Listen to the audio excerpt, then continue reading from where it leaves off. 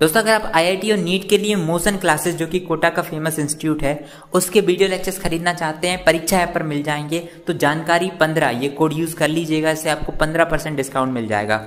JANKARI 15। Hi guys, मेरा नाम है राज दुबे और आप देख रहे हैं लर्निंग एंड स्टडी। यहाँ पे मैं आपको स्टडी और इन्हीं सब चीज़ों से पढ़ाई से रिलेटेड चीज़ें बताने की कोशिश करूंगा जितनी भी अच्छी होंगी। तो make sure you hit that subscribe button. और आज हम बात करेंगे how you get good batch in Kota की जो कोचिंग्स हैं उनमें, जैसे कि रेजोनेंस हो गया, एलन हो गया, वाइब्रेंट, मोस्ट प्रोबेबली वाइब्रेंट, 3 ही कोचिंग और करियर पॉइंट, मोशन, 4-5 कोचिंग ऐसी हैं जो कि बड़ी हैं। मैं आपको बताऊंगा इन सब में बैच आपको अच्छा चाहिए तो आपको क्या करना चाहिए, मैं उस पर बात करूंगा मेनली आज।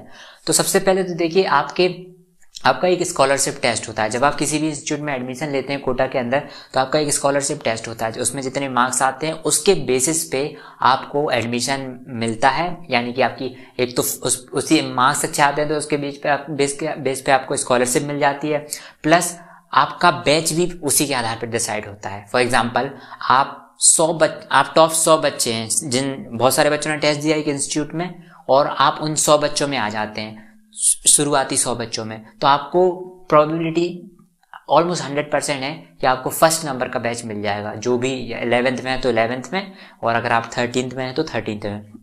तो ये प्रोसीजर होती है। अब कुछ बच्चे एग्जाम नहीं देते हैं, कुछ बच्चे अपने 10th के बेसिस पे आते हैं, तो यहाँ पे जो आपके 10th के मार्क्स हैं उनका वेटेज कम रखते हैं ये लोग। अब कैसे रखते हैं ये तो मुझे नहीं पता है, और मेरे हिसाब से शायद पीछे ही पटक देते हैं। जितने भी जो मतलब आपके एग्जाम देते हैं उनको प्राथमिकता देते हैं, जो मार्क्स के बेसिस पे रहते हैं। जैसे कि मेरे 94 मार्क्स थे, तो मैं रेजुनेंस में जब पढ़ा मुझे ऑलमोस्ट 10 या 20% के समथिंग स्कॉलरशिप मिली थी। लेकिन अगर मैं एग्जाम देता और उसमें भी मैं 90% के समथिंग अगर स्कोर कर पाता, जो कि which was very hard for me, तो मुझे उसमें बहुत ज़्यादा डिस्काउंट मिलता, 50% 40% तक मिल जाता। लेकिन चूंकि आप 10th के बेसिस पे या 12th के बेसिस पे जब कुछ भी लेते हो तो आपको कम मिलता है। एक्चुअली मेरा 12th का बेसिस पे था, तो अगर आप 10th और 12th के बेसिस पे एडमिशन लेते हो तो वो उसका आपका वेट कम होता है। मतलब आपके 90% से ऊपर भी है तब भी आपको स्कॉलरशिप भी कम मिलेगी और आपका बैच भी आपको थोड़ा सा नॉर्मल सा मिले या फिर पीछे की तरफ मिले। लेकिन अगर आप जो एग्जाम होता है उसमें 1000 रुपये समथिंग कुछ चार्जेस होते हैं, 1500, उनको भर के आपको एग्जाम जो देना पड़ता है, अगर आप वो कर लेते हैं तो इससे आपको एक तो आपका स्कॉलरशिप हो जाती है, यानी 10, 20, 30%, 40% तक आपका छूट मिल जाती है आपको फीस में, और उसके साथ साथ आपको बैच भी अच्छा मिलता है।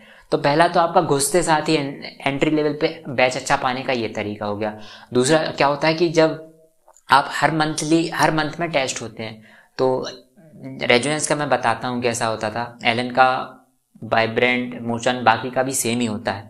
रेजोनेंस में ऐसा होता था कि हर 21 दिन में टेस्ट होता था, और जैसे पहले 21 दिन में टेस्ट हुआ मंथली, जितना आपका 21 दिन में उन 21 दिन में पढ़ाया, फिर उसके अगले 21 दिन सारा पूरा का पूरा टेस्ट होता था, फिर उसके अगले 21 दिन मंथली होता था, है ना, जो कि 42वें दिन से लेकर के अपना 63वें दिन तक का मंथली टेस्ट होता है। फिर उसके बाद 63 और उसके बाद कितना है ना 84, तो 63 से 84 दिन का यानी कि जो 4th नंबर का टेस्ट होगा वो आपका पूरा का पूरा टेस्ट होगा। मतलब उतना खिड़की फिर पूरा, खिड़की फिर पूरा, ऐसा करके उन टेस्ट में अगर आप अच्छे मार्क्स लाते हो तो आपके चांसेस बहुत ज़्यादा बढ़ जाते हैं कि आपको अच्छा बैच मिल जाता है। अगर आपके मार्क्स हैं, जैसे कि लगभग मैं बताता हूँ आपको रेजुनेंस का, मैं हिंदी मीडियम में था, तो आपके अगर 250 से ऊपर मार्क्स है तो आप टॉप बैच में आ जाएंगे, इवन 200 मार्क्स में भी आ जाएंगे। इंग्लिश मीडियम में आपको 250 से 300 मार्क्स लाने पड़ेंगे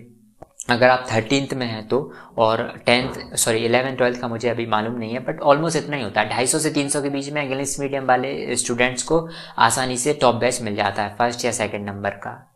तो ये है, आपको मार्क्स अच्छे लाने पड़ेंगे मंथली में भी, और उसके बाद जो पूरा क्यूमुलेटिव टेस्ट होता है उसमें भी आपको अच्छे मार्क्स लाने पड़ेंगे। तो यही है तरीका इसका।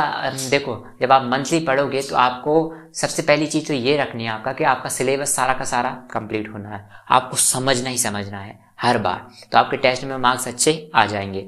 और कई बच्चों के टॉपिक्स छूट जाते हैं। दिक्कत पता कहाँ आती है, रीसफलिंग होती है 3 महीने के बाद, जो मैंने अभी बोला ना 3 महीने के बाद होती है, साल में शायद 2 बार होती है। जब मैं वहाँ था तो मेरी 1 ही बार हो पाई थी केवल, और पता नहीं क्यों, शायद टाइम लगा था। तो आपको टेस्ट में अच्छा परफॉर्म करना पड़ेगा, तभी आपकी रीसफलिंग 2-3 महीने के बाद होती है, तो आपको उसमें अच्छा बैच मिल जाता है।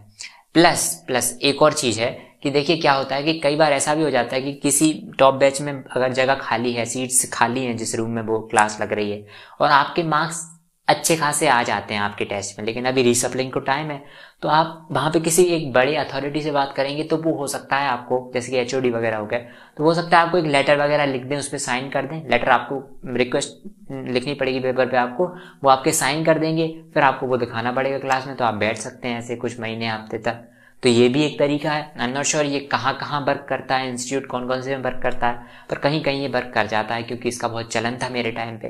तो ये भी एक तरीका है। अदरवाइज मैं आपको बताऊंगा कि सिलेबस मत छोड़ो, सिलेबस छूटेगा आप मार्क्स अच्छे नहीं ला पाओगे, मार्क्स अच्छे नहीं आएंगे तो आपके फ्रेंड्स छूट जाएंगे, टीचर्स जिनसे आपको हैबिट लगी वो छूट जाएंगे, क्योंकि आपका बैच बदलेगा। तो ये पूरी प्रोसेस है। आपको आई होप आपको समझ में आ गया होगा।